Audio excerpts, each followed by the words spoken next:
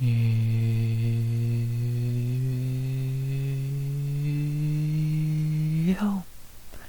yo, RX back with another weight class overview. This time we have our final male, and they're the fucking size of whales, but final male weight class. This time we are looking at the heavyweights going into 2026. Why do I not hear anyone cheering? Oh yeah, 'cause it's heavyweight. Yeah, not looking forward to this one. Definitely the one I was dreading the most in terms of doing it, because who wants to talk about heavyweight? But you know, in the same breath, at least it's the easiest one. It's a shallow, shitty weight class with, I only think, like 40 fighters, and you know, that's a stretch, yeah, English. And yeah, it's, heavyweight. It's fucking terrible. What else am I really meant to say? Last male weight class, save the worst for last. Even women's bantamweight's better. Light heavyweight, middleweight, flyweight are all better. This weight class is pathetic, and yeah, not a great one. At least after this we get to finish it off with the 3 female weight classes, and 2 of them are okay, at least. This one, not okay. Yeah, pretty pathetic. Not good. Not looking forward to it, but yeah, at least it's the easiest one to do. If this ain't the shortest of these, then I did something wrong. And, yeah. Not really, too much else to say there. It's heavyweight. It's shit. You don't care about it. I don't care about it. Not looking forward to it, but, you know, maybe there's only like 10 halfway decent fighters in the weight class. And, yeah, not looking forward to this at all. But it's the shortest one, and, it's heavyweight, so pretty much I think all everyone I can and move on to, for most of them, not everyone, but mainly everyone. That's the long and short of what needs to be said, and that's probably what will be said, so, but yeah, terrible weight class. Let's get out of the way, shall we? Before we do, last thing to say, as always, is, of course, please like, comment, and subscribe. 200 subs goal by the end of 2026. And unless I'm going to say something which I don't believe I am, I think the only thing left to really say is, you ready to talk about some fat blobs who mainly suck? Oh boy, I know I am. At least there's no way this can go 2 hours like some other ones. Let's do it. Heavyweight, enjoy, last male weight class. Let's do it. Beginning with the paper champion himself, I would say the man everyone's chasing in the division, but I would take anyone caring about this tomato can anymore.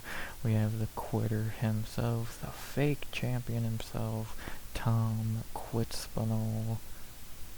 He's a little bitch who quit and should be stripped. Simple. He sucks. If he is gonna retire or go to boxing, go right into your fucking joke anyway. No respect for you. You're a complete quitter. You made Cyril Gahn the good guy in the scenario, and you fucking suck. Next. The worst champion right now, and I can say that full champion with quotations right now, and I can say that with full confidence. Next, speak of the devil, let's get to the number 1 ranked guy right under him. The guy who it's a good guy in this scenario, but still a joke in his own right. The number 1 ranked Dana White privileged heavily Cyril Gahn. What am I meant to say here? Gahn is the good guy in the Aspinall situation, but he's still a joke. He's never been good, never will be good. Has got as much Dana White privilege as you can get, and he still can't win the belt. Yeah, he sucks. Pierre is gonna run him over pretty fucking easily, in probably a few months, I imagine, hopefully. And, yeah, he is the good guy in the Tom situation, but it doesn't mean he's still not a tomato can in his own right. And, yeah, not very much else to say. Next. It's Cyril Gahn, dude's a joke and we all know it. Next. Oh, at least we have talked about someone good now. The number 3 ranked, the most deserving uh, guy in the division when it comes to a title shot and all of that. We have the number 2 ranked, very good, but always fucked over somehow. Thurlgon's daddy, Alexander Volkov. Yeah, Volkov, what can you really say? He's on, what, a 6-fight winning streak. Deserves better than what he has been given in the UFC. He beat Gon, he beat Almeida debatably, but still. Should have got a title shot by now, but you know, Nathan gets shafted out of the vacant title fight because Pierre was gonna fight Gon. We really should be Pierre Volkov for being honest, but whatever. Yeah, it's hard not to feel for Volkov. One of the better names in the division, better fighters in the division, and more than likely he's gonna go down as one of the better heavyweights to never fight for the belt. Would he win it? Probably not. Like, if heavyweight was better, would he be a top 5 guy? Probably not. But heavyweight's shit and he's the top guy in the division. But somehow he always gets fucking cucked and shafted out of the title fight or this or that, even though, again, dude's won 6 in a row, literally. So, yeah, I don't know what else he's meant to do, but whatever. He's probably gonna get fucked over again, never get that title shot, and that'll be bad for him, which sucks, but you know, for some reason Dana hates him. I really don't understand it, but that's that. Is he not flashy enough? Is he not this or that? Even though he's better than God, could he beat him? I don't know, you tell me. But yeah, feel almost impossible not to feel bad for Volkov. Dude consistently gets fucked over and screwed by the UFC, but that's the UFC for you. Feel for Volkov. Deserves a title shot at this point, but it's not gonna happen. And yeah, justice for Volkov. He always finds a way to get screwed, and it's so bullshit. He deserves better. And then we go right back to not great fighters as we hit the number 3 ranked guy, the guy who, it's almost sad that it's easy to just forget about this guy at this point. We have the number 3 ranked, formerly terrifying, now forgettable, number 3 ranked Sergey Pavlovich. Remember when this guy was like the savior of the division, White and Ngannou, and now he's, ever since the Aspinall fight, he's just been on a downward spiral. Tom beat him, Volkov schooled him, beat Jersey in a piss break, and beat Waldo in a shit fight. Yeah, now he's a point fighter. He's not as exciting as he was. And, yeah, really crazy downfall for Pavlovich. Like, 3 years ago, he was the scariest dude in the division. Now you forget he's even in the division. Yeah, it's sad almost, because we did need a guy like him, but again, apparently he's just not the same guy that he was a few years ago. That Tom L really hurt him, and now he's kind of a scared, boring point fighter, which sucks, but that's, I guess, how the cookie crumbled at the end of the day. So could he come back to his form of being entertaining? Maybe, but I struggle to see it, and overall it's just looks like it's about over for Pavlovich. He's just gonna float around the division and be forgotten, because again, I have completely forgot about him at this point. So from scariest man in the division to forgotten, the downfall of Pavlovich is pretty crazy. The aura is all gone. That downfall needs to be fucking studied. Next, a guy he actually beat to get that title shot, the number 4 ranked, another guy who kind of gets forgotten in this division because he was never known to begin with, because he was never that good, and I stand by that idea. We have the number 4 ranked, another guy who's kind of just forgotten in this division because he never fights and he's boring, Curtis Blades. Yeah, he is still here, I guess. What is there to really say about Blades? He's still here. Again, that's, I guess, an accomplishment in his own right. Hasn't really done shit in a minute since that Jay Allen fight, which was amazing, I'll give him that. Aspinall beat him with ease, and then he probably lost to Kuniev, but whatever.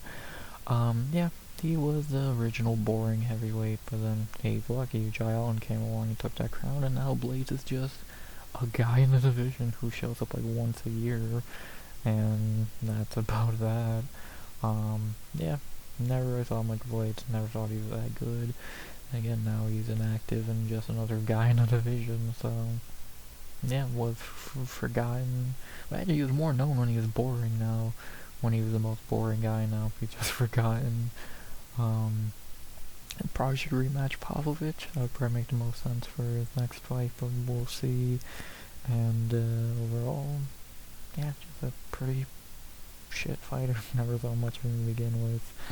And yeah, he probably lost to Kuniev, which says a lot. So from most boring to maybe most forgotten. Curse fights. But then we got made easily the fighter of the year at heavyweight in 2025, the man who changed his reputation the most in 2025, from hated to loved by the end of it. We have, to end the top 5 on a high, the number 5 ranked. Again, somehow turned everything around from himself in 2025. Waldo Cortez Acosta. Yeah, who would have thought by the end of the year that Waldo would go from one of the most hated dudes in the division to one of the most loved? Because that last 2 fights against Delizia and Gaziev, the short notice of them, the wins and all that. How do you not love Cortez Acosta? Like, he fought 5 times in a year, he's active, he's fucking getting finishes now, like, he's won more than he lost. You know, he did lose the Spivak fight, whatever. Yeah, it's how do you just not like this guy? He's really turned his perception around big time, and it's hard not to cheer for him. Now, he already, in my opinion, deserves a title shot, and a win against Luz would just kind of solidify that even more. And we'll see if he can get that in a few weeks. Again, easily the fighter of 2025 who I would say changed his reputation the most right at the end of the year, and I'm intrigued to see how he does against Lewis. A win there, and I think there's no debate he's next in line for a title shot. It already should not be a debate, but whatever. But we'll have to wait and see. Now, Lewis is a tough test. Whether Waldo can get the win there. A guy who, again, at the beginning of last year, everyone hated. Now it's almost impossible not to like the guy, trying to save the division, being entertaining, making fun of Aspinall, etc., etc. What more can you say? Impossible not to cheer for Waldo, see how he does against Lewis. Again, easily the fighter of the year in this weight class in 2025. I've never seen someone change their reputation in a year so quickly. And yeah, we'll see how far he can go. Can he lock up a title shot against Lewis? Can he keep the streak going? Let's find out. Man, trying to save heavyweight. Him and one other guy in the top 15, I would say, are the 2 carriers of the division in 2025 that he can keep carrying in 2026. And there you go. That's the top 5. 2 good fighters, 2 forgotten bums, and 2 tomato cans. Great. Yeah, it's pretty bad, but it gets worse. So let's look at the rest of the top 15, beginning with them. And God, we start off on a fucking low right off the bat, outside the top 15, beginning with the number 6 ranked, the most boring heavyweight of all time. We have the can himself, Jailton Almeida. But he gets finishes, he's not boring. No, he is fucking boring. This dude's a can. Did he probably get robbed against Volkov? Yeah. Did he deserve it? Yeah. Should he learn how to fight? Yeah. I've never seen him throw a punch. Mainly he probably has never learned to, because he, again, is not a fighter. And, yeah, he sucks. Pretty simple. Most boring heavyweight in the division. Tomato can. Learn how to fight, pussy. You're a bitch. Next. Not much to say. Oh, it doesn't get better, does it? it really doesn't get better. And then we next have a guy who I just don't even know how he's this highly ranked, because he's not good. He's never been good. But somehow he's number 7. We have the number 7 ranked tomato can that somehow is high in the rankings. Sergei Spivak. This guy is so ass. Like, he's truly never been good. But somehow he's in the top 5 or top 7. Mainly because he somehow finds a way to beat guys worse than he is. If heavyweight had any fucking talent, this dude would not even be ranked, but they have so little talent that he can accidentally beat some guys like Tybura and shit like that. Lost Almeida, probably beat Cortez or Acosta for being honest, but whatever. Yeah, this guy's never been good. I've never thought Spivak as good, and cause he's not. He's fucking not. He's probably gonna lose to Delecia if I think on Houston card, I believe that is. So more than likely he'll lose that, but also he needs to win, so he'll probably find a way to fucking win and keep his job. So the dude's not good. He's been a complete jobber to any legit guy he's fought. And even not legit guys like Jai Allen beat him with ease and Searle beat him. But, you know, somehow he beat Derek Lewis. I don't know, this guy's career makes no fucking sense. He's not good at all. But somehow he's number 7 ranked. And a guy you never think of in a division because he's so fucking useless. But he's there. Yeah, I don't know. Probably gonna lose to Delecia because he's not good at all. Still no fucking idea how he's number 7 ranked, but, you know, whatever. Yeah, he sucks. I don't know what else to say. Never thought he was good, because he's not good. Self-explanatory there. Next. We get right back into the good stuff. After 2 duds, we get right back to the legends and the greats and the good fighters in the division. Even though, we can be honest, this guy is not a good fighter at all. He just hits really hard, but that's why we love him. The number 8 ranked legend, the knockout king, future Hall of Famer, the one, the only, Derek Lewis. What am I meant to say about Delu? Legend of the division, Hall of Famer, knockout king. Again, we can be honest. Has he ever been good? No. He just hits really fucking hard. But, you know, he's still kicking. Has only been fighting 1 time a year, which kind of sucks, but when he's as old as he is, sure. Happy he's starting to get some wins again. Like, even, like, his last 3 wins have been pretty bad wins. And then when he's fought somewhat decent guys and more tomato cans, he's looked bad. But you really never know what loose you're gonna get. You can get one that is gonna swing for the fences and try and knock your teeth in, or you're gonna get a guy who doesn't even try to win the fight, like the Spivak or Gaunt fight. So Lewis has always been a weird case. He's gotten older now. If he was not even that good before, he definitely ain't that good anymore. But he still got that power. Again, happy he's on 2-fight winning streak, even if those 2 wins are fucking pathetic. And, what are there to really say? How many more fights does he have? 4 at most? 2, 3, 4 maybe? Like, fuck, Acosta could retire him if that fight doesn't go great for him. We'll see. Even though I doubt it, because I think he's gonna want to retire on a Texas card, but who knows? Dude's a legend, Hall of Famer, again, knockout king, etc., etc. Maybe he'll get another one. Maybe he can beat Waldo and get back in the top 5 somehow.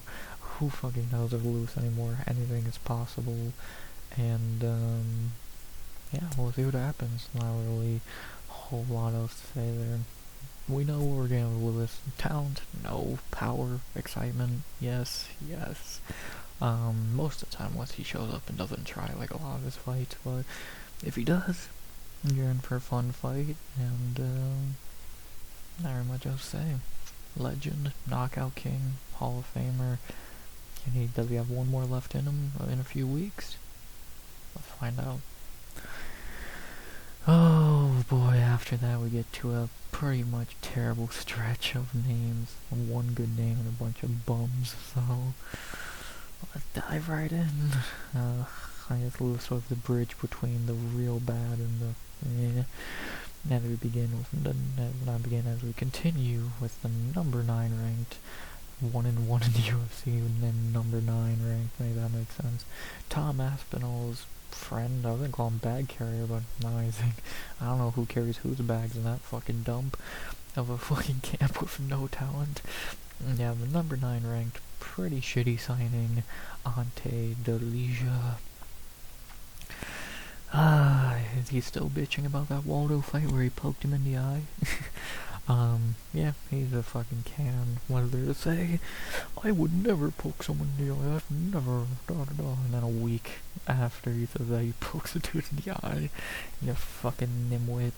1-1 in the UFC, fighting Spivak in a few weeks. Should win that, even though he's not fucking good. Yeah, not a good signing, to be honest. Heavyweight's shallow, so there. I would never fight Delija. Don't worry, he's never getting a title shot anyway. Yeah, he sucks. What did I say? Close your fist, stupid. And, yeah, don't complain about Gon when you did the same thing way worse than Gon did. You fucking bum. Oh god, speaking of people who I don't know how they find a way to stick around in this division, and this guy even more than Spivak, I don't know how the fuck he finds a way to stick around here. We have the number 10 ranked Augustus Gloop, known as Marcin Tybura. How is he still here? How does this motherfucker always find a way to win when it matters, and to save his job? It's literally fucking mind-blowing how that always happens. He gets right on the doorstep of getting cut, and then he fucking wins. Man, it helps that he gets shitty competition, but, like, I don't get it, I really don't. Like, his last 3 wins, Tuivasa, Denise, and Parkin. Yeah, bad fighters, but, like, Tybura's a bad fighter. So, got knocked out by Delija, great job there. Like, dude's not good. The dude's not fucking talented at all. But somehow he wins when it matters and to keep the job, so I don't understand it. I don't know how he's still here. He's not good. He's like 40 years old. He's short for the division. Again, has never really beat anyone good, but he's still somehow here. He always finds a way to be here in the top 15, no less. And it's like, how? How does he keep winning when it matters? Good thing. Earlier today, he got booked against Walter Walker. So that's gonna be good to see him get his leg snapped in half.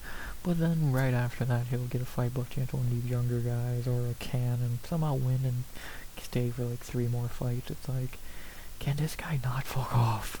He's not good. He's not exciting. I don't know how he keeps finding ways to win when they matter, but he does, and, we just can't get rid of him. He's a fucking gnat you just can't get rid of. He just somehow wins when it matters, and it's like, how? How is he still here? I don't fucking get it, but, you know, good for him, man. Walter's gonna snap his fucking leg in half, and, maybe that'll be the end of him. I fucking doubt it, because he'll somehow be right back in a win column, but, you know, wishful thinking. We just can't get rid of this fucking guy. When he's not even good, but he always wins when it matters. I don't get it. Marcin Tybura for you. Walter, snap his leg in half and send him into retirement, please. Oh god, it gets worse. It gets worse. Let's get some blobs up in here. As next we have at number 11, the GOAT himself. The one, the only, the talented as talented gets. The Blob, Jamil Gaziev. How's this dude ranked? Shamil the Blob Gaziev. Oh boy. What am I meant to say? Of course he is the GOAT, but every time he's fought anyone good, Jairzinho and Waldo, he's lost. Have been able to beat tomato cans. Not much to say. Can't talk bad about the GOAT, Shamil Gaziev. Yeah, he's not fucking good at all. He can beat tomato cans. no chance against anyone decent. He literally lost to Jorginho because he was gonna die of exhaustion. So take that as you will.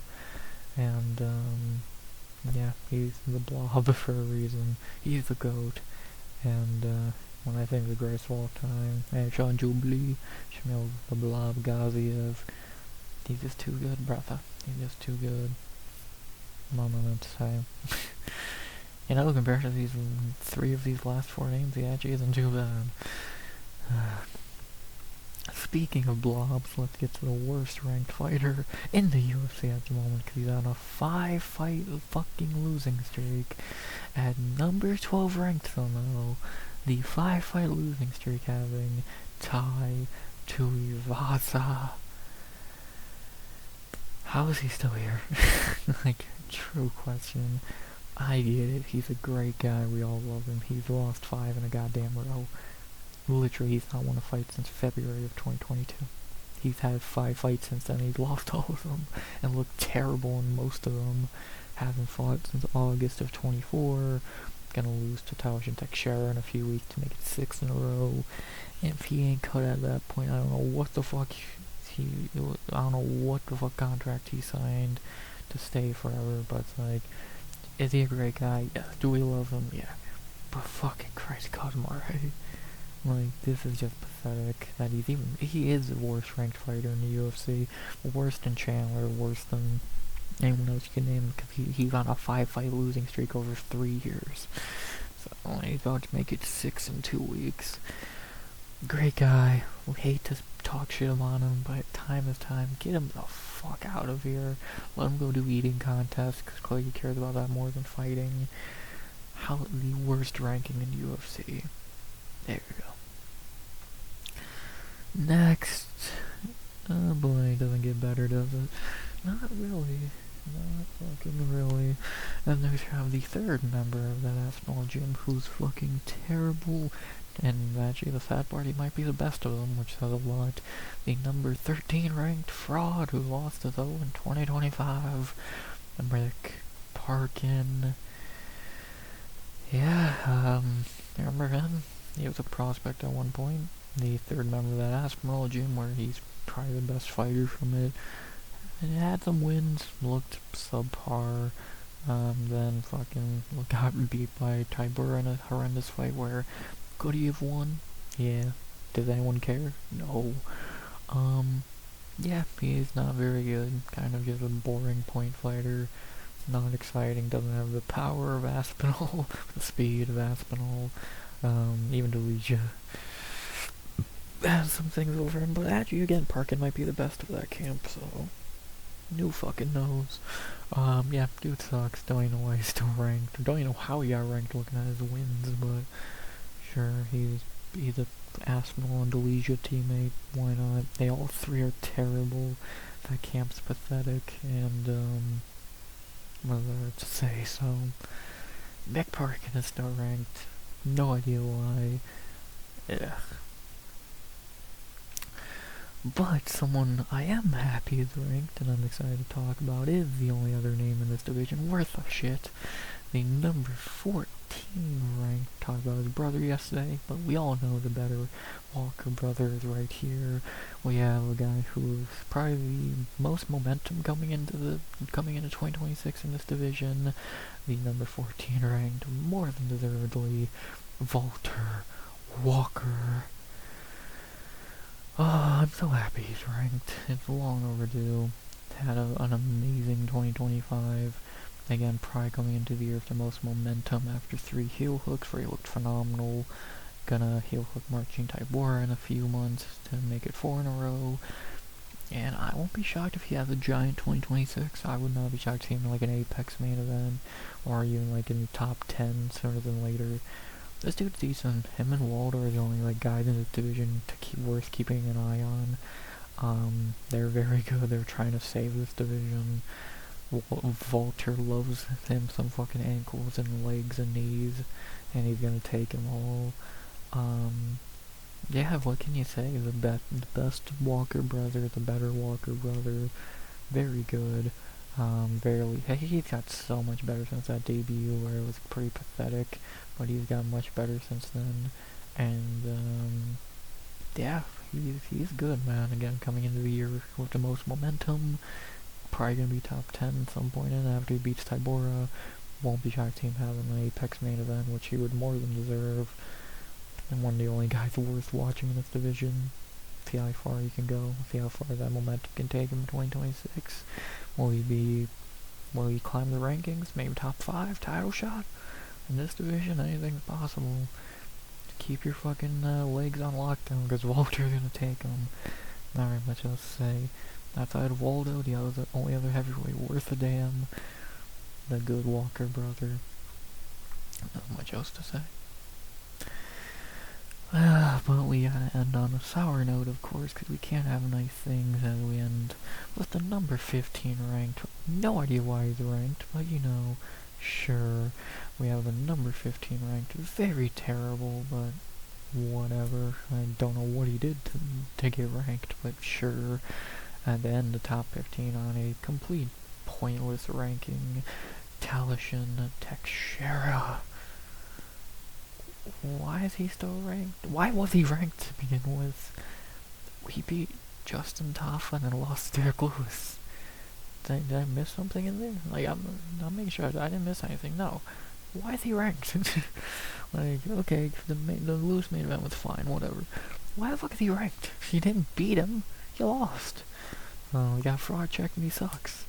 Like, outside of just being really tall, what is there to say about this guy? He fucking sucks. So I don't fucking know. He's gonna beat Tuivasa pretty easily. And apparently, I guess that's the only time he can win is when he fights the shitty Australian heavyweights like Taffa and Tuivasa.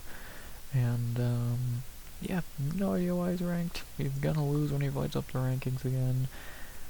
I guess beating the impossible Justin Taffa gets you a ranking. At least he knocked Justin Taffa's nose out of the fucking UFC.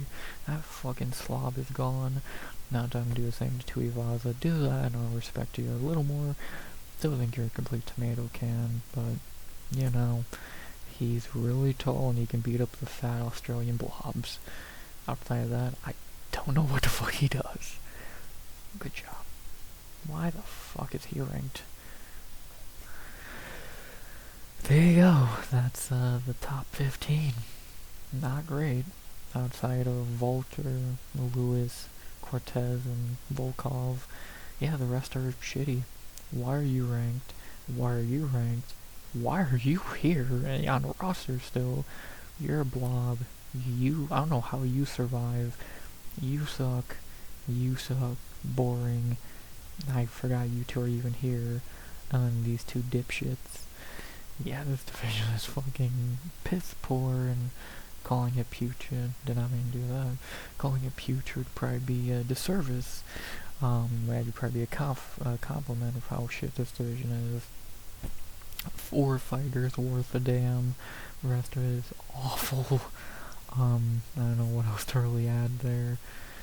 It's heavyweight. It's terrible. But guess what? It doesn't get better, because we gotta look at the unranked guys as well.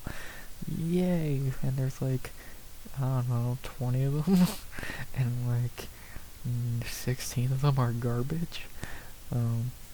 Let's take a look. You think the top 15 looks bad? You've seen nothing yet. At least there's not a lot of them.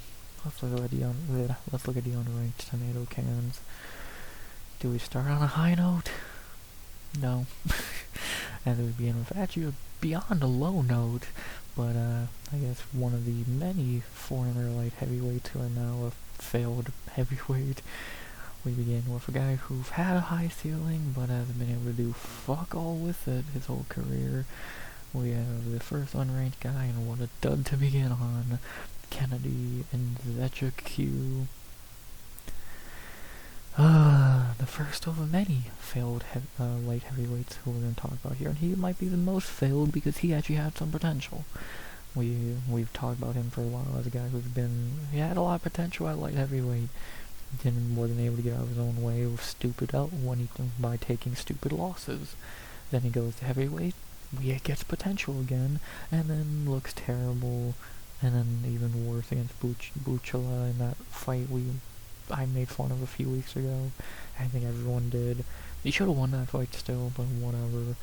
Um, yeah, he had a lot of potential.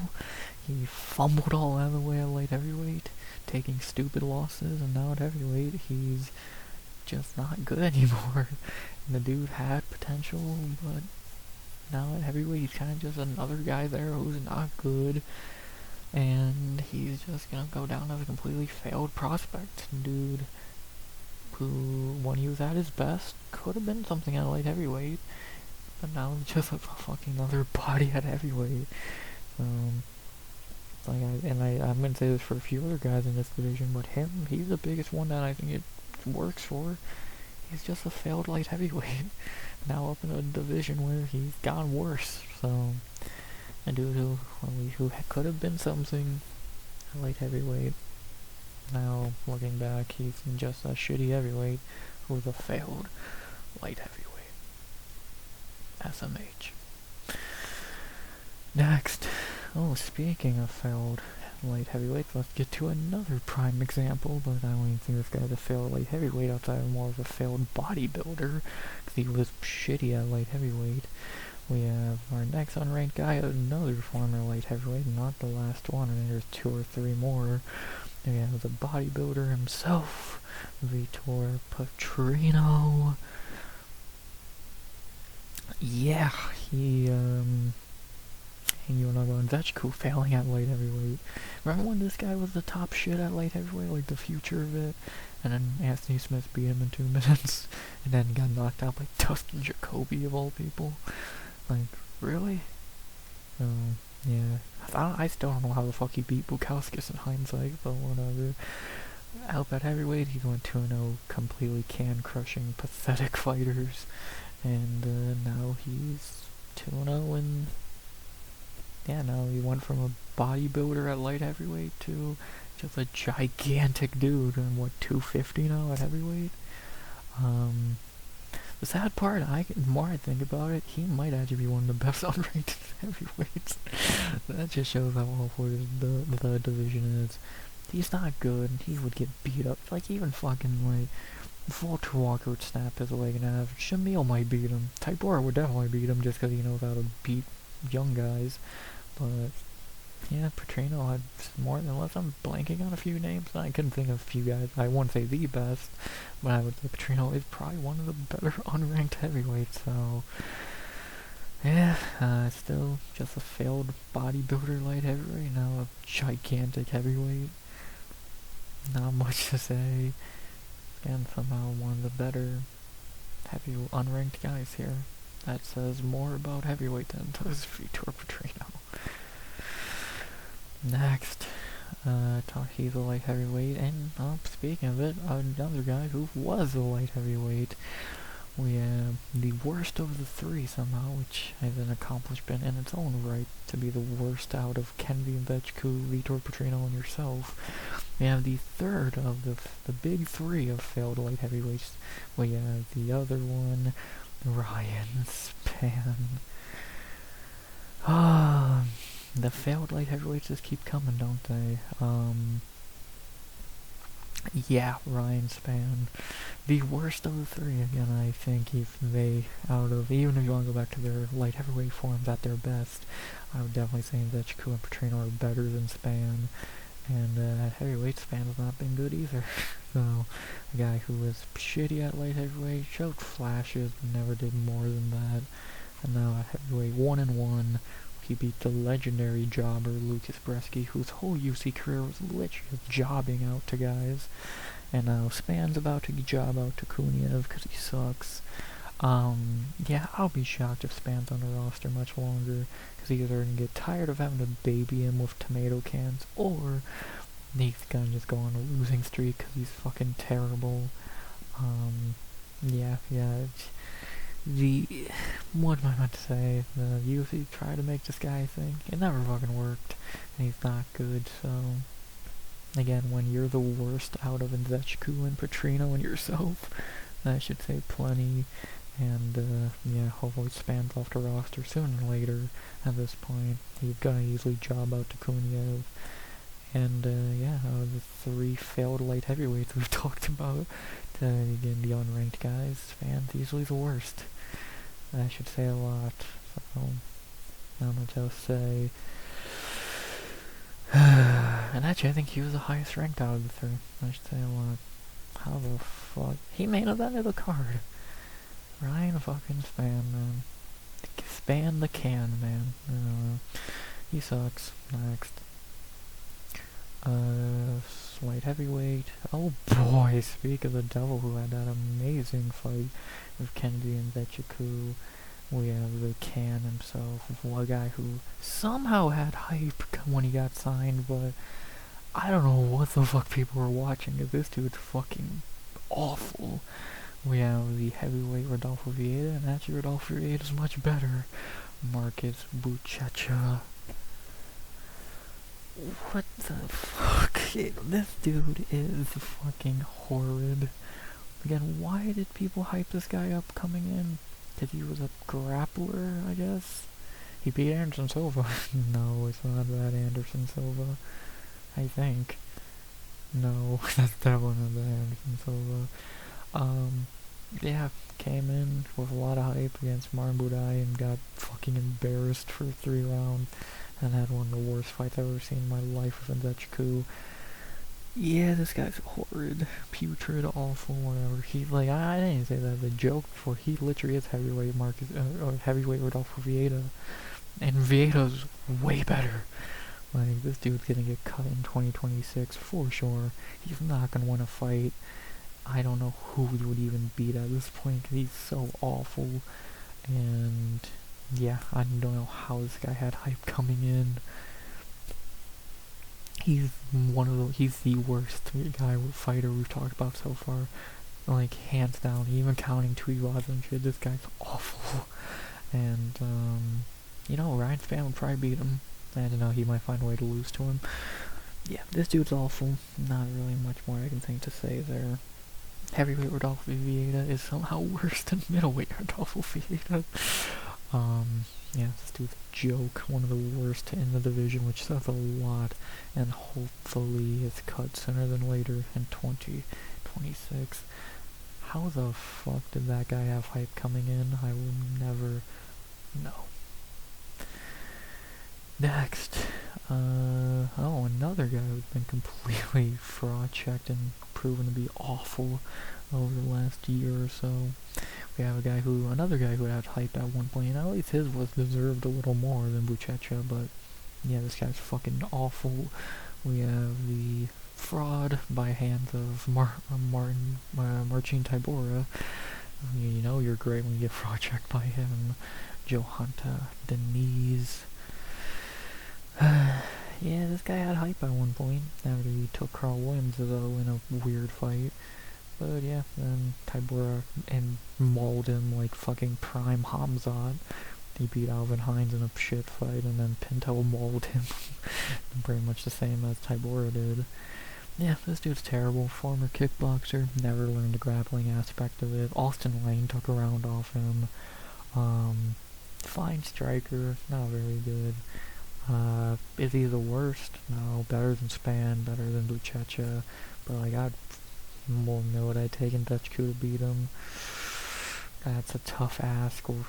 Definitely would take fucking Pinto to beat him, or Petrino and Pinto. And Pinto did beat him. Yeah, he's not good. He's completely fraud at this point. But for heavyweight standards in the unranked, he's one of the mid guys. And yeah, not good. Pretty simple. You could easily use him as a pretty high caliber jobber to the actual decent guys, but over I figured McCann to get back on track, and then he'll lose again. So he's not good at all. And yeah, I think we've seen this way to beat him. Just take him down. It's pretty fucking easy. If Marcin Tybura can look like Hamzat against you, anything is possible. So not much else to say there. Fraud. Next, okay, actually one of the few guys in the unranked of this division that I can't call completely terrible. Don't know if I would call him good, but I wouldn't call him the worst. And I mean, 'cause mainly he probably should be ranked, and he probably did beat top 5 guy in the division in his debut. We have the drug cheat himself, who he just had to sign after all that. We have Rizvan Kuniev. Yeah, I would say one of the only not completely awful unranked guys in the division. Like we talked about earlier, let's be honest, he probably beat Curtis Blades. That was a very, no idea why they pushed for that fight so badly, but whatever. He's gonna run through Ryan Spann in a few weeks, and that's not funny. Complete drug cheat, he popped in PFL and da-da-da. So, great stuff. Is he that good? Probably not. Like, to be honest, skill-wise, probably not. Curse Blade is probably just shit. But, he probably should be a top 15 guy. Much better than guys like Parkin and Teixeira. Then I think his ceiling, like, realistically, would be, like, number 11 or 10 ranked. I don't necessarily get he beat Blades. But, yeah, I think, like, he would probably, Walter would beat him, Waldo would beat him. Fucking make, like, he'd probably beat guys like Tybora and Spivak, but I think when he got to, like, Volkov would maul him. Pavlovich would be interesting. Jai Allen would be interesting if he could grapple. So, yeah, maybe he's, like, more of a top, like, 8 guy in the division, but again, that works how shallow the division is. But, yeah, one of the better unranked guys. Gonna beat Ryan Spann pretty easily in a few weeks, and more than likely going to be ranked sometime this year, probably by the end of the year. So, yeah, can't say too much. Of course, he's a bitch-ass drug cheat, but whatever, who isn't at this point? And the guy everyone calls the GOAT is one of the biggest ones, so what does that tell you? Yeah, Guniev, fine, no real issue. Probably beat Blades and is going to be ranked sometime this year and probably by the end of it, so how much I'll say. Maybe the 2 best unranked heavyweights. God, this division sucks. Next. Oh god, speaking of how bad the division sucks, let's go to a guy who I'm shocked is still signed to the division, which that might be the most surprising thing here. You'll learn that this guy is still fucking signed, apparently. Yeah, the former NFL great, NFL legend, because that works every time.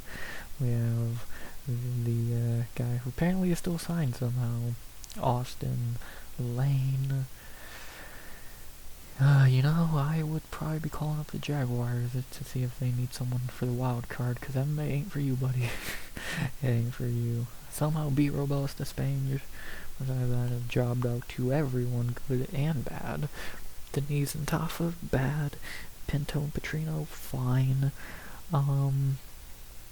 Yeah, he's fucking terrible. Jobbed out to Greg Hardy all those years ago. Good job. Yeah, this dude's a joke. Will he get another fight? Maybe. More than likely if his contract ain't up. But if his contract's up, they're just probably waiting to announce that he's cut. So, yeah, won't be shocked if he's just released, but maybe he'll get one more chance. So, we'll see. I thought he had been a perfect opponent of Josh Hokitz for very obvious reasons, but I guess not. Yeah, not much else to say. He sucks. He's chopped out to good and bad fighters, and somehow he beat Dallas Payne in there. Not much else to say. Shocked he's still signed. Next, okay, I guess another guy who's not the worst, but not good either. We have the very, the guy who I can't call a can because he would beat guys like Lane, but a guy who I wouldn't call good because he, again, has been sparked out by guys like Gaziev and fucking Petrino. You have the very meh Thomas Peterson. Yeah, I'd put him on the same wavelength as Denise. I'm thinking about that fight. He might actually beat Denise because Denise can't grapple. Yeah, been able to beat Usman and Mays. Lost to Pogues and Gaziev and Petrino. The 2 of them I understand. How the fuck did you lose to Jamal Pogues? They got signed off beating literally the worst physiqued fighter of all time. Waldo knocked him out years ago. Yes, this dude's not good. He's just a big, what is it, corn-fed white man. Um, good, decent wrestler, subpar wrestler, no striking. Yeah, kind of just mid. If you can't grapple, he'll fuck you up. If you can grapple or just keep it on the feet and halfway throw a punch, you'll beat him easily. I'm gonna just say mid. Not the worst of the underranked, not the best. But yeah, he's terrible. So overall terrible, but for this division standards, yeah, he's pretty mid. I should say a lot. Next. Okay. Now we do actually have the best unranked fighter in the division at the moment here. And they have maybe the only guy I can actually highly praise in the unranked categories of this division at the moment. The only thing worth a damn to keep an eye on in the unranked, the best unranked fighter at the moment. I think the only guy in the division who's undefeated. We have Mario Pinto from Portugal. Is there any other Portugalian fighters?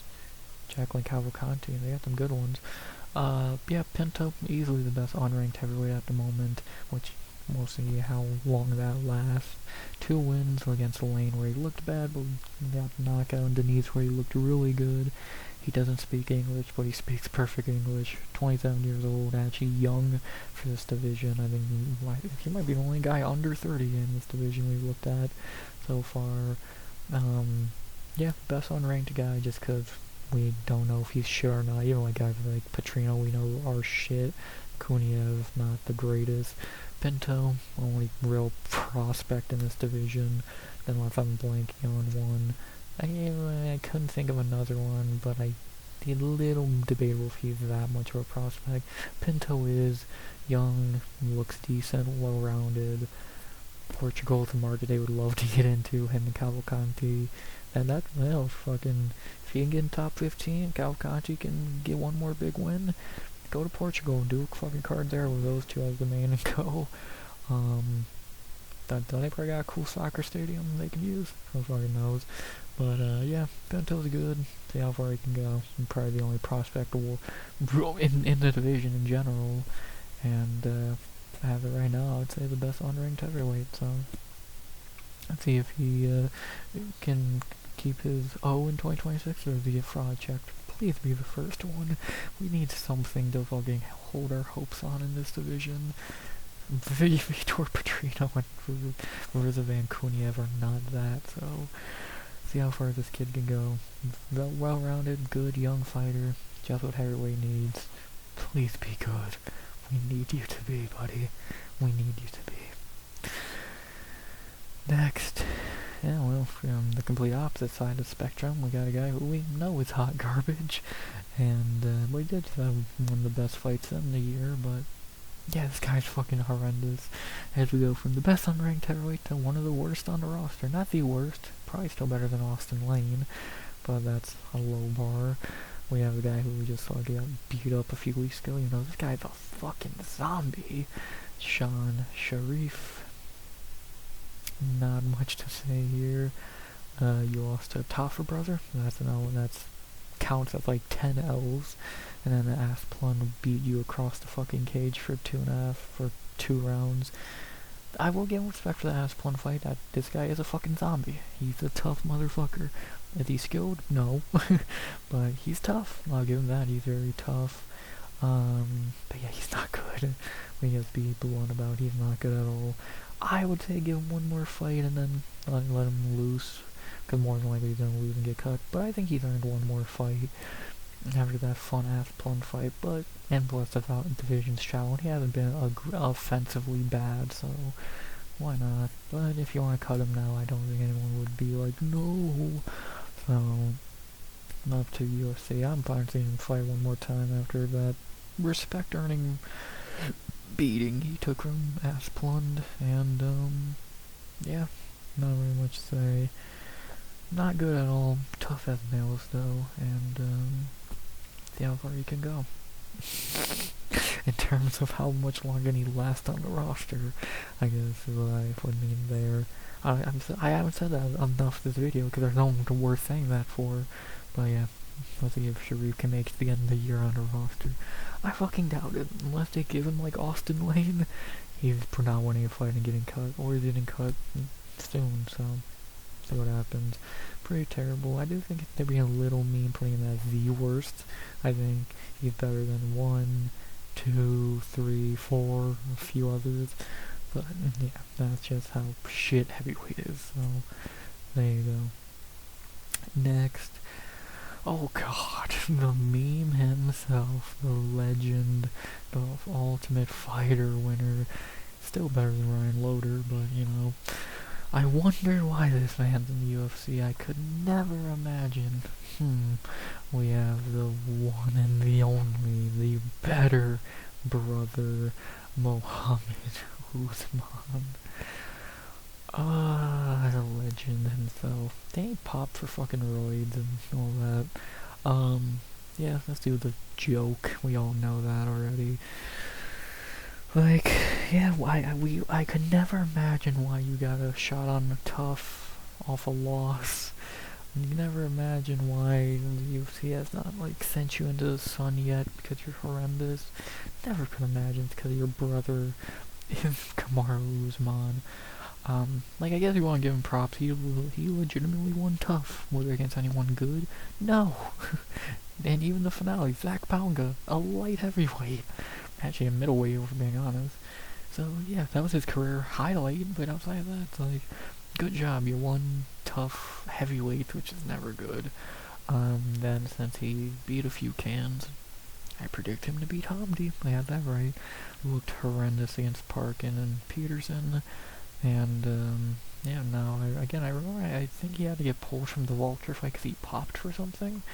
So, if I remember correctly, which maybe I'm wrong, but I feel like that was the case. And, I don't remember hearing about a suspension, so we'll see what happens with that, but, you know, see what happens. Yeah, not really a whole lot left to say. It's Muhammad Usman, he's fucking terrible. Outside of winning tough and getting a cool knockout against Panga and beating Hamdi, which I called, dude's awful. We know why he's here. And, if he's praying Kamaru never retires, because then he's getting cut immediately. But until then, I guess there's no suspension on whatever he popped for, if I remember correctly. And we'll see Usman when we see him next year. Still would like to see him fight on the same card as Kamaru. That's the only thing I'd be intrigued in.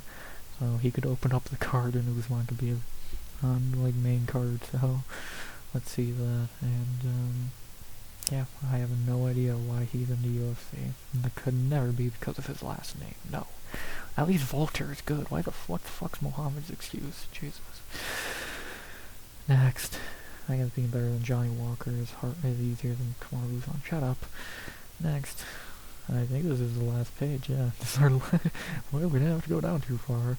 Next we have a guy who jobbed on his debut, and we saw really nothing of. No idea why he got signed. But they need heavyweights, so we might as well take a risk on a guy. We have a guy who got jobbed on his debut to a fellow debutant, so we know who was the better of those two, and it's not this guy. We have Elijah Elson. Didn't see really much worth a damn in his debut. Pretty much got knocked out by Brando pretty quickly. Didn't do anything interesting. I'm guessing they're not gonna cut him. Probably give him another fight. Maybe he'll look better. Maybe that Brando dude's that good, or he'll be bad again and lose because he sucks. We'll see which one happens. Not much to say between the. I will say the three guys who lost the debut fight at heavyweight this year. Him, that Fry dude, and Buchlo. I'd probably say Ellison's the best of the three. So. Take that as you will. He's the forgotten one because he got knocked out and wasn't. He looked better in the 2 minutes it took for him to get knocked out than the other two looked in 15-minute fights. That should say a lot. There you go. Good nickname though. That's pretty. That was far above him. Next, well, funny enough, let's talk about the guy who beat Allison. A guy who I guess is a prospect in this division, even though. We're using that term lightly with this guy since we've seen nothing from him outside of one quick can-crushing but you know, in this division, you take what you can get. Then we have the, I guess, newest UFC member from CKB. Maybe one of the better ones, who knows? Brando Persisic? I think it's how you say it, I don't remember. Yeah, like I just said, quick 2-minute fight. Brando looked fine. Looked because he fought a can, or is he actually that good? Probably the first one, but we'll see. I guess he's a prospect, but I doubt he's gonna do shit in UFC. Lost to a guy who, I guess this dude doesn't have a terrible record. Terrible name. 14-3, 40 years old. Again, that's not great, but you know, yeah, compared to the other guys in this division, I can't shit on him too much. I necessarily, I guess he's a prospect, but do I think he's gonna do much in the UFC? Probably not. Worst case scenario, he's awful and gets cut. Best case scenario, in my opinion, he's average, like a Denise. Yeah, I think that's a good example. He's a better Denise. That's pretty much what I would expect, so not much else to say. Next. So we're really just gonna take out all of the fucking double debut guys now. Let's do it. And get to the other guy who won the other double debut fight winner from a few weeks ago. And out of the three, actually it'd probably be the second best one. We have Guilherme Pat. He won the double debut fight. He was a better fighter against a guy who's fucking awful. Yeah, I don't think much of Pat at all. I talked about this. I'm probably gonna say the exact same shit I said after that fight. He looked fine. He's tall. Yeah, he looks super inexperienced and not UFC ready at all. I would easily take just Brando to beat him. I mean, he got real lucky he fought a guy who's fucking horrendous. Yeah, not much to say here. Maybe he's better than he looked in the debut with jitters and all that. I'm gonna say unlikely, but you know, he looked fine. And yeah, we'll see how far he can go. Is he young? No idea his age. I think he's like 26, I want to say, in that ballpark. Maybe I'm wrong. Not like it matters. Looked fine. We'll see what he can do in the UFC. I guess necessarily another prospect. You know, we're using that term even looser with him than we were a few others. And yeah, he looked perfectly fine in his double debut fight. See what he does next. After that, we go to okay, funny enough, we got the guy he beat in that double debut fight, and yeah, this guy is fucking horrendous. Yeah, this was a, you know, that elephant dude looks pretty damn good compared to this tomato can. We have the guy Pat beat in that pretty subpar double debut fight, Alan Fry. Yeah, he sucks. I thought he looked pathetic in that Pat fight, did not know how to fight at all, and just wanted to cuddle him. What would I expect from a guy who comes from Derek Brunson's camp? Yes, Derek Brunson has a camp for some reason. Yeah, this dude's not good at all. I mean, he's gonna be a 2 or 3 fights and he's out guy. I would handedly take Sean Sharif to beat him. Probably maybe Austin Lane as well. Yeah, this dude's awful. Not much to say. Made fun of him enough after the fight not long ago. He's still the same. I don't think he's gonna get better. I think he's completely trash and gonna get cut sooner than later. Not much else to say. Next. Okay. The only, I guess one, I definitely forgot about him as well. So I guess one of the only other actual legit prospects in this division up next, as we get away from the double debut guys, as we get to one of the prospects, I guess. Not on, I still don't think on the level of Pinto, but maybe right under that. I'd say not the level of Pinto, but better than Brando. Yeah, the GOAT, a guy who may just be the most likable dude in the division and seems like be a very decent fighter, Stephen Asplund.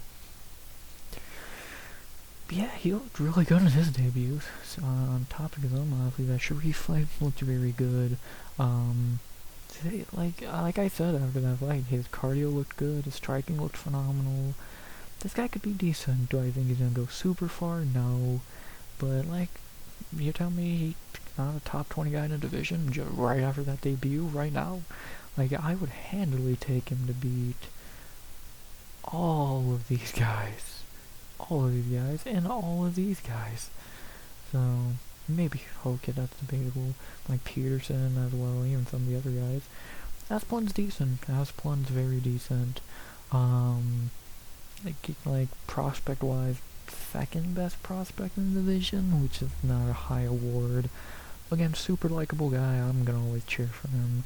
I would love to see him make a deep run, get top 15 or something. And I do think he'd be a couple top 15 guys. He would easily beat Tuivasa and fucking Teixeira and fucking Parkin. But we'll see. We'll see. He is 27, pretty young.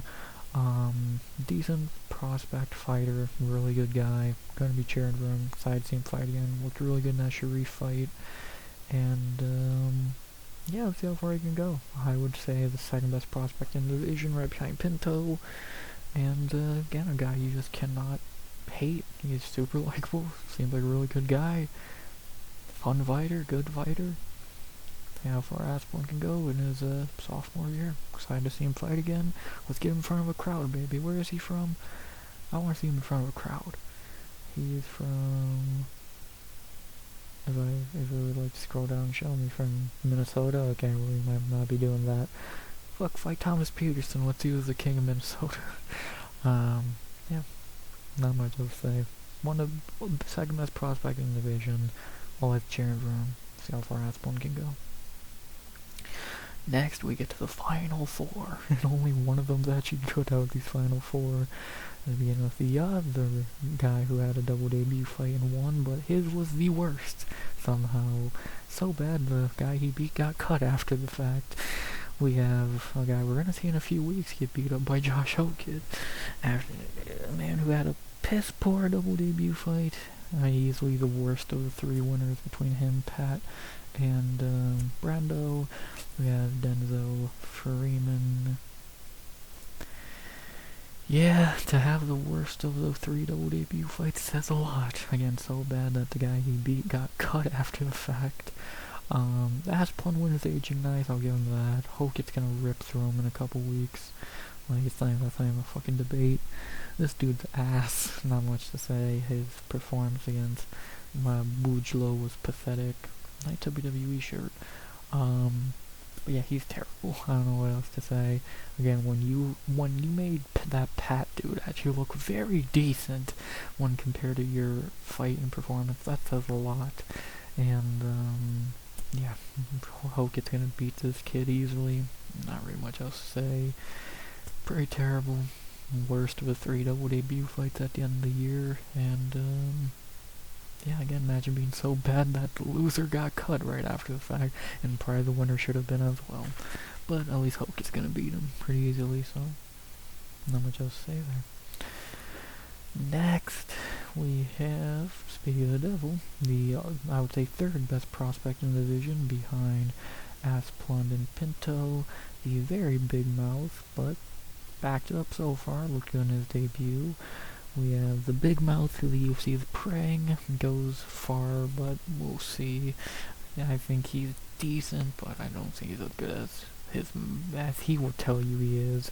We have the undefeated Josh Hokit, the biggest mouth in the division.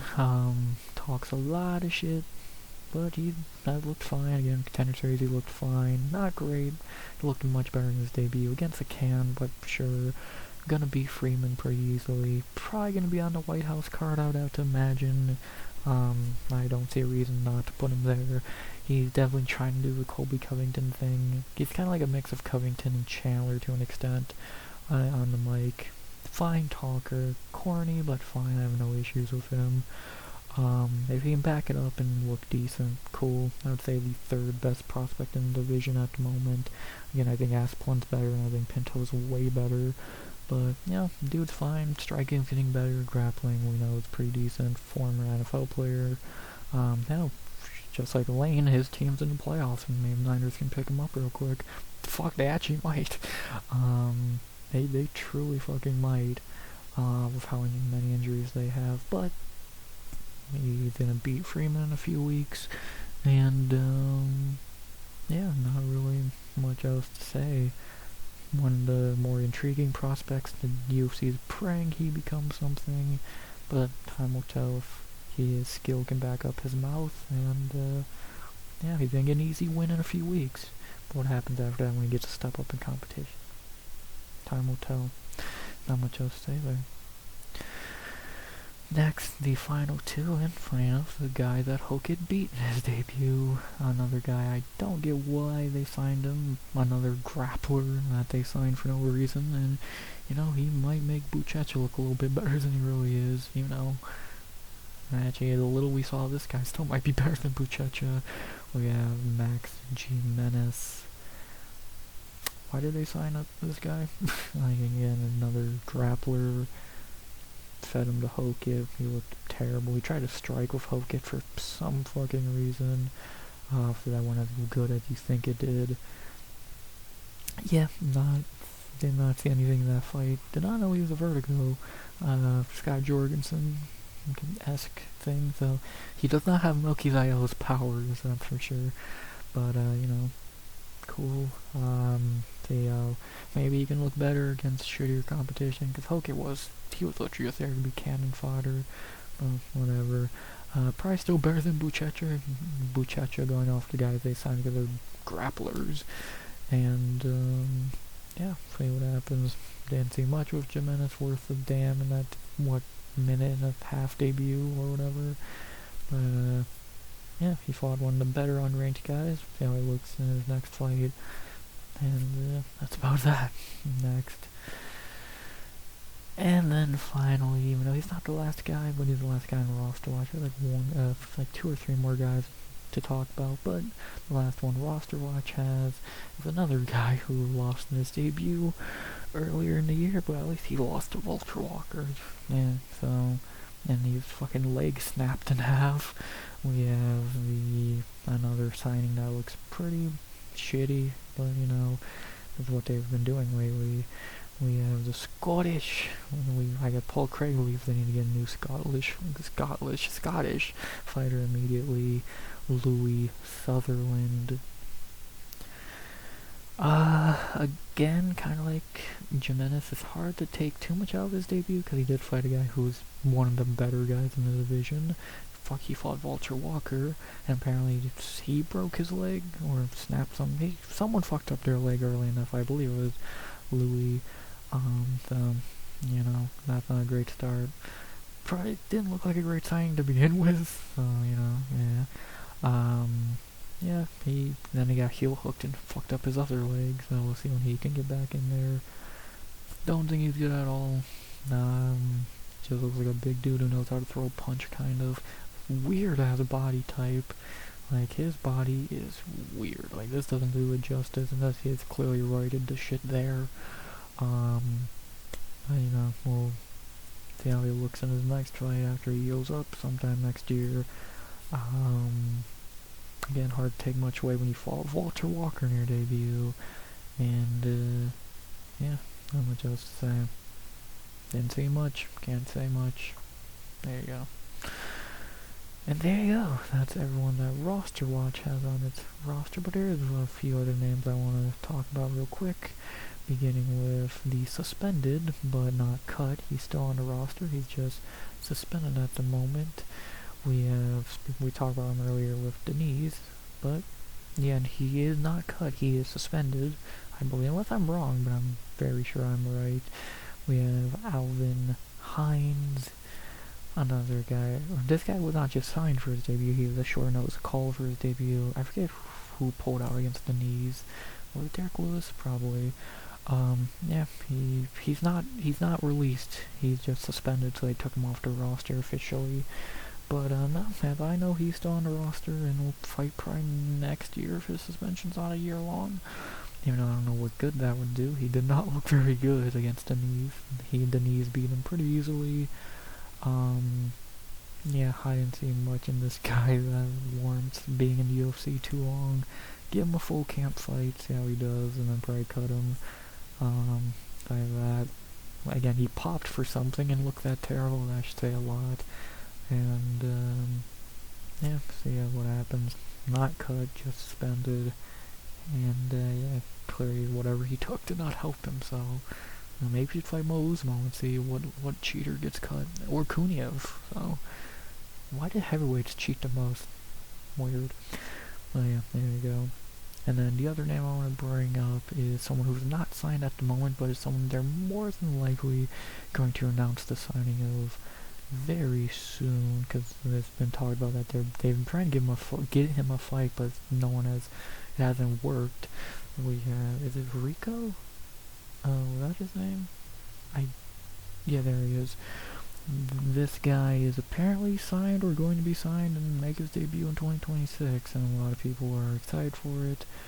And we have, when Tapology decides to load again, we have Rico Verhoeven, I think that's how you say it.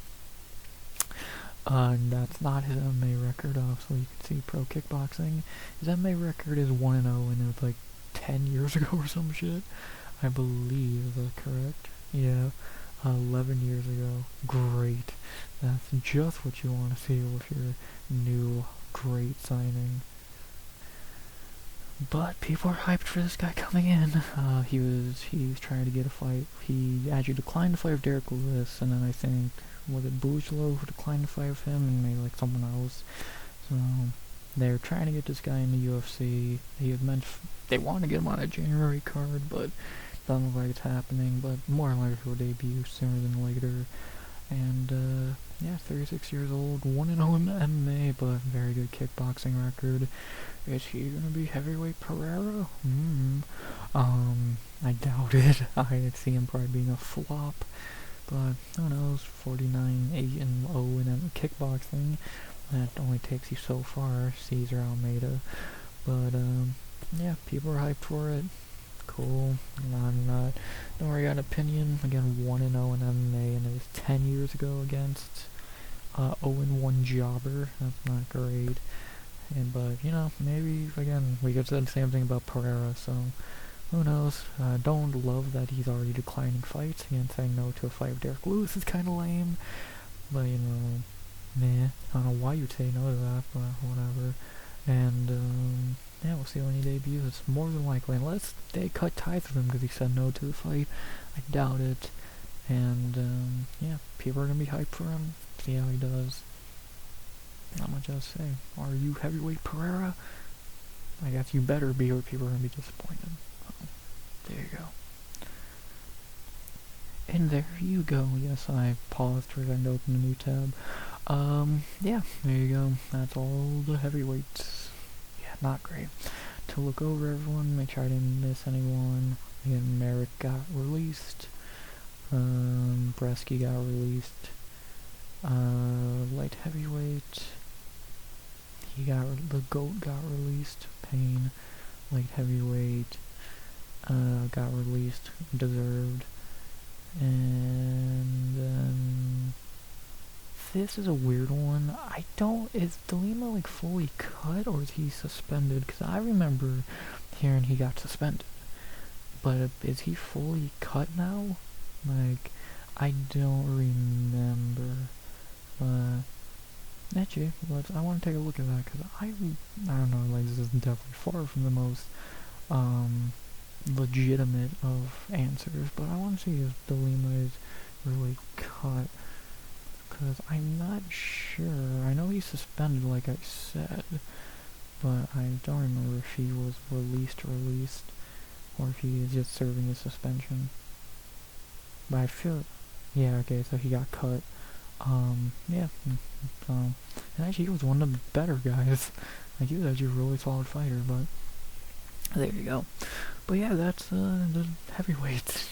Not great by any means, but you know, heavyweight. To go over the normal shit, being with four of my favorite fighters in the division going into the year.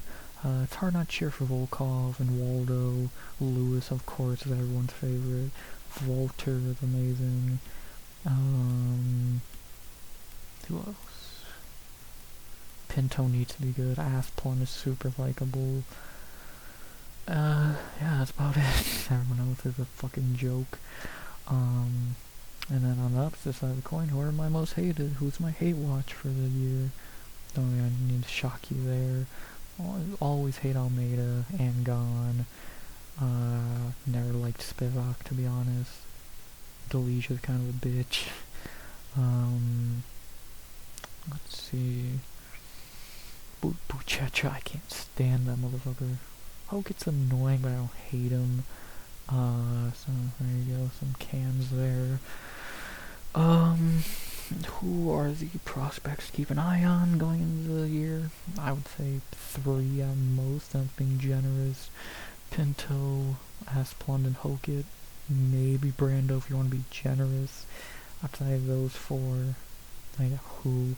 Maybe that Rico guy, if you want to throw him in there as well. Outside of that, like, who? Kuniev, Petrino, you're beyond reaching at that point, so I'd say those 3 to 4, and even 4 is a bit of a fucking reach, so, yeah. And then who are the guys who I think are getting cut next year, more than likely? Sharif, more than likely. These guys, we'll see. More than likely these guys will be gone, I won't be shocked. Who else? Lane, I think, is gone for sure. So, that'd probably be the long and short. Tuivasa. If he loses to Texture, there's no way they keep him around, so yeah, that'd probably be the long and short of the list. I guess I want to look at, like, how many heavyweights did they sign this year? Like, they're not counting Contender Series. 1, 2, 3, 4, 5, 6, and I won't count him because he was short notice, so we'll say 5, 6, 7, 8, 9, I think that'd be 10, or last year I should say, 11, so 11 I would, unless I missed one, and let's be honest, all of these guys were garbage. Sutherland and Jimenez might be decent, but the rest are awful. Freeman's awful, Pat's okay, Brando is decent, Buchecha's pathetic, fucking Kuniev's okay, Delicia's kinda ass, so it's like, he signed all of you guys for most of them to be terrible. Great scouting youth. Yeah, actually, I don't even like make fun of them for that, because I think it's a good idea. I think they should be signing as many heavyweights as they can, but, like, I would be fine if they did it like Contender Series, where, like, they did these heavyweight debut fights, but, like, right after, like, Merrick, like, they should be cutting these guys who suck, unless the loser looks decent, which none of them did. I'd be fine with that idea. And even if the winner sucks, get rid of him. Be like Contender Series. You need to add many heavyweights as you can get. Just keep signing them. And every week, just have heavyweights debuting. You need them. So you find them and do it. I swear, next year on Contender Series, they need to have a whole episode of just heavyweights. Bare minimum, you'll get like 3, if not 5. So just do all heavyweights. You need them. Get them. And, yeah, I'm trying to think. I guess the second to last thing is what fights am I most looking forward to in this division next year? Not many. Or this year, not many.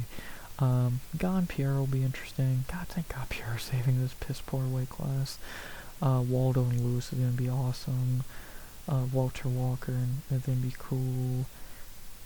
Kuniev beating Span will be fine. Again, Teixeira getting Ty out to UFC. Always excited to see Asplund fight. Hokit beating Freeman will be cool. And, yeah. I am a little intrigued to see if these guys look better against easier fights, so aside that, I don't give a fuck about this division, so there you go. But, yeah, and lastly, like always, Will Aspinall be champion by end of the year? Probably not, because they're gonna strip him and it's gonna be Paragon for the belt, so yeah. More than likely champ by the end of the year will either be Piera or it's gonna be Piera. Well, I guess let's throw this guy into the mix because we know he's coming back in 2026. We already know, no need to fucking sugarcoat it. We all know this guy's coming back to fight Piera, probably at the White House or probably MSG in November. John Jones, we know he's gonna come back sometime next year or this year.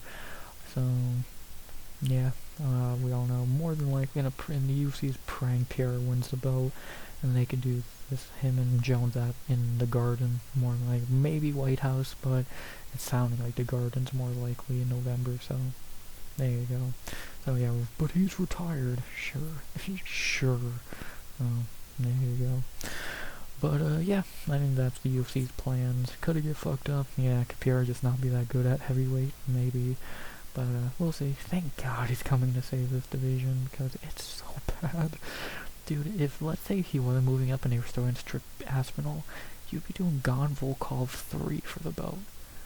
That's fucking pathetic. So yeah, thank God for Pierre coming to save this shit.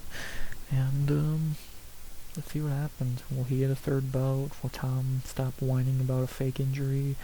Will Gon ever not suck? Will Volkov get his shot? Will the Waldos get the belt? Will that Rico dude be any good? Walter Walker? Petrino? Heavyweight's ass. And yeah, that's about the long and short of that, so not really much else to say there. Yeah, the shortest one. I was correct. I think this is like almost 20 minutes shorter than the flyweights and middleweights. So I think middleweights are 2 hours, so I think this is shorter than the flyweights and light heavyweights, and I'm very happy about that. So cool, done, easy, shitty. Let's just get back to better weight classes, like tomorrow when we'll be beginning the females with the strawweight weight class. That would have been a lot cooler to do like a year ago, but yeah, it's a little weaker now, but still be fine to talk about. And yeah, I'm excited for the next two because they're much better than the shit we've been talking about. So that'll be the Saturday and Sunday. Be ready for that. And there you go. Not really much else to say. Outside of that, I am done talking about heavyweights until the fights on the 24th when Hoke gets a win and all that. Lewis and Waldo. The only time do I ever talk about heavyweights is when they're on the card, because the division is so uninteresting, or if they book Paragon already, and yeah, not really much else to say. Hopefully for when we do this again next year, the division's better. I have my doubts, but we'll see, and yeah, not really much else to say there. Outside of, as always, I hope you enjoyed the video. Please like, comment, subscribe, turn on the goal by the end of 2026. And unless I'm forgetting to say something, which I don't believe I am. As always, I think the only thing left to say to end the final male weight class before we get to the females over the weekend. And then Monday, bantamweight. Oh boy. The only thing left to say is, as always, fuck heavyweight, the worst weight class, and RX. Out. Good vibes. Only